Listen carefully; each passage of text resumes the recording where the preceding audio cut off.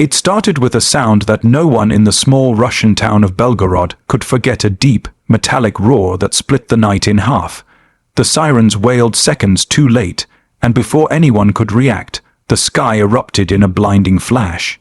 For the first time since the war began, the people who once believed their defenses were impenetrable realized the bitter truth: Russia's air shield had failed. The mighty walls of steel and radar that were supposed to guard their skies had cracked, and through that single fatal weakness, Ukraine struck with precision and purpose.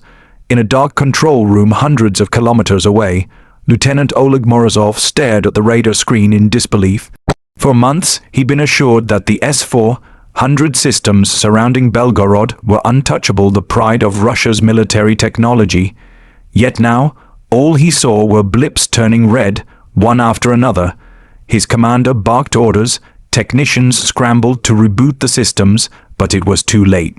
The missiles were already inbound. Oleg knew then that this wasn't just an attack. It was a message, one that echoed all the way to the Kremlin: no defense is perfect when arrogance blinds strategy. Across the border, in a dimly lit operations tent somewhere in eastern Ukraine, Captain Dmytro H. Shlushko watched the feed from a drone circling over Belgorod. His face was tired, eyes hollow from months of relentless warfare. He had lost men, friends, and even his younger brother in battles that seemed impossible to win. But tonight, for the first time, victory didn't feel like a dream. The strike wasn't meant for vengeance. It was meant to remind the world that courage and intelligence could pierce through even the strongest armor. The operation had taken months of planning.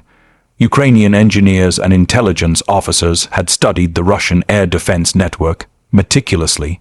They found one overlooked detail: a timing gap between radar coverage zones, where systems momentarily handed off targets to one another. It was a flaw so small that even the designers hadn't noticed it. But the Ukrainians did. Using decoy drones and electromagnetic interference, they overloaded Russian radar, tricking it into thinking the real missiles were somewhere else. And when the window opened just a few seconds long, they struck. The explosions shattered more than military targets. They shattered illusions. Russian propaganda had long promised that its skies were untouchable, that no Western weapon could ever reach deep into its territory. But as smoke rose from burning depots and radar towers, the truth became undeniable: Ukraine had turned Russia's pride into its weakness. Oleg stumbled outside the bunker, the night sky glowing orange with fire. He saw soldiers running, confused and terrified, calling for help that wouldn't come. He thought about his wife and daughter in Moscow, about how he had told them their nation's defenses were the strongest in the world. Now he wasn't so sure. In that moment, he didn't see an enemy across the border. He saw men and women like himself, fighting for survival, for dignity, for a home they refused to lose. Back in Ukraine, the news spread like wildfire. Crowds gathered in Kiev's Maidan Square, watching the footage replayed on screens. For a country battered and bleeding, it was a moment of unity and pride. Mothers wept, soldiers smiled through exhaustion, and children waved flags under the cold night sky. They weren't celebrating destruction, they were celebrating hope. Hope that the impossible was finally possible. But for Dmytro, victory came with a heavy heart. He remembered his brother Serhiy, who died defending Kharkiv from the very same missiles that Russia once believed were unstoppable. "This is for you, little brother," he whispered, looking at the burning horizon. He knew the war was far from over, yet he also knew that something had changed forever. The balance of fear had shifted. As dawn broke, global headlines erupted. Military analysts called it a turning point. NATO generals studied the strike with astonishment. Russian state TV tried to downplay it, calling it a minor technical malfunction. But no one believed it. The world had seen what Ukraine could do, not through brute force, but through brilliance, courage, and precision. Days later, Oleg was reassigned to Moscow for an internal investigation. His superiors demanded explanations: who failed, which system glitched, who would take the blame. But Oleg knew the truth no report could capture. The failure wasn't just technical, it was moral. It came from years of overconfidence, corruption, and lies, from believing that fear was stronger than freedom. Meanwhile, Dmytro's team received new orders.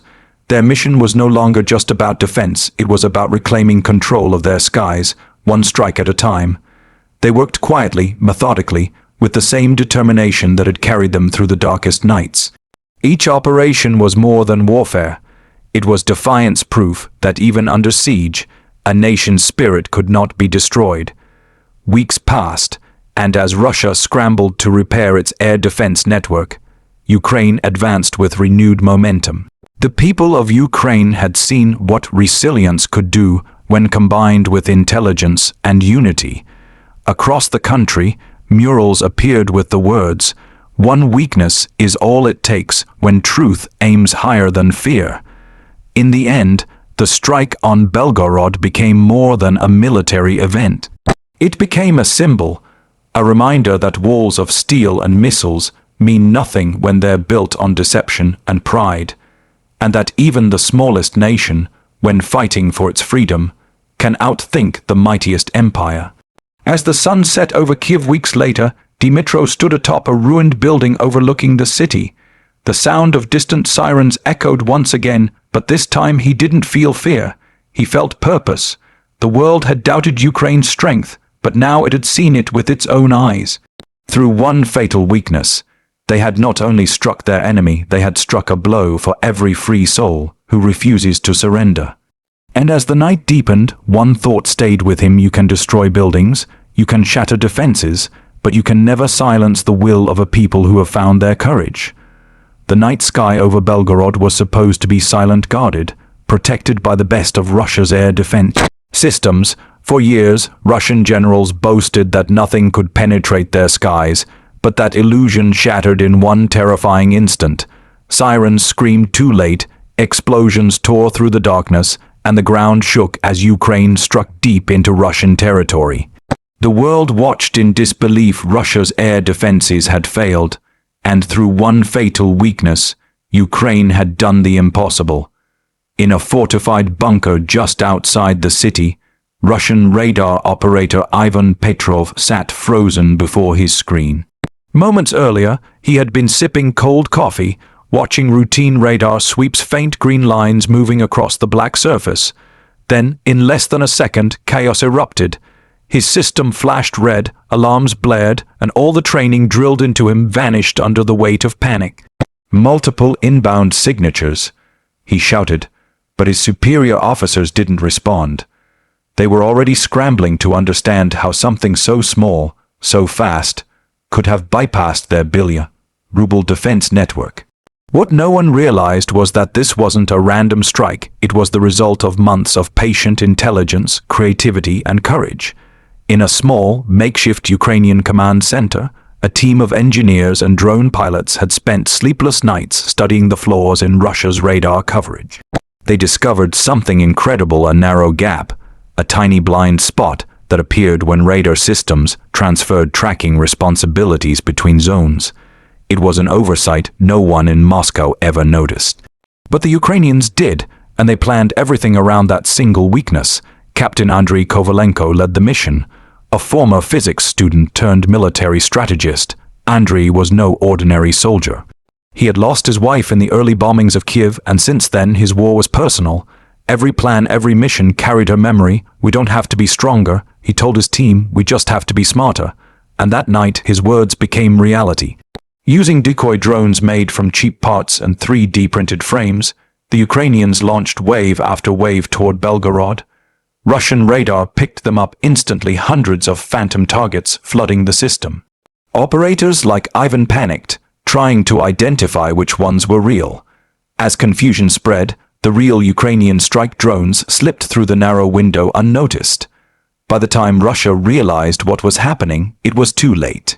Precision, guided missiles tore through ammunition depots, fuel storage tanks, and radar control stations, the very heart of Russia's impenetrable defense. When the smoke cleared, Belgorod's once proud defense grid was in ruins. Russian media tried to spin the story as a technical glitch, but everyone knew the truth.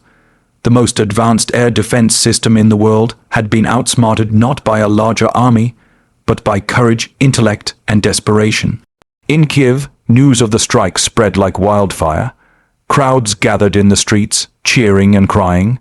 For months they had endured blackouts, missile attacks, and sleepless nights hiding in basements. But now, for the first time, they felt hope. It wasn't just a victory, it was proof that their struggle mattered, that they could fight back and win. Andriy watched the celebration from a distance. He didn't smile. He knew this was just one battle in a long war, but inside he felt something powerful: vindication. His wife's memory, the countless lives lost, the sleepless nights, they all led to this moment. "You can destroy our homes," he whispered to himself, "but you'll never destroy our resolve." Meanwhile, Ivan sat in silence amid the wreckage of his bunker. His equipment was gone, his radar useless, his confidence shattered. He had believed the state's promises, believed in the invincibility of their technology. Now, for the first time, he questioned everything. What was the point of pride without truth? What was power without honor? The next morning, Western analysts called the strike a masterpiece of asymmetric warfare. It wasn't about weapons, it was about intelligence, timing, and human spirit. Ukraine had proven that innovation could overcome intimidation, that resilience could outmatch arrogance. Weeks later, Andriy's team prepared for their next operation. Their success had inspired engineers, programmers, and even farmers across Ukraine to contribute, some designing better drones, others gathering intelligence. It was no longer just a military effort. It had become a national movement, a collective act of defiance. One evening, as Andriy stood on a hill overlooking a quiet village, he watched children playing under the dim glow of streetlights powered by generators. He thought about how far they had come from hiding in fear to fighting back with brilliance. He knew the war wasn't over, but he also knew that something irreversible had changed. The myth of Russia's invincibility was gone. As the wind carried the faint hum of distant artillery, Andriy closed his eyes and whispered, "They thought they could crush us with force, but they forgot courage doesn't need armor." And somewhere beyond the horizon, deep inside Russia, Ivan looked at the empty sky, wondering how everything had gone so wrong. Two men on opposite sides of the same war, both trapped in the machinery of history, both realizing the same truth: no wall of missiles, no shield of steel, can stop a people who fight for their freedom. In the end, Ukraine's strike wasn't just a tactical victory. It was a symbol, a crack in the armor of tyranny, a reminder that even the mightiest defenses can fall when they underestimate the human spirit.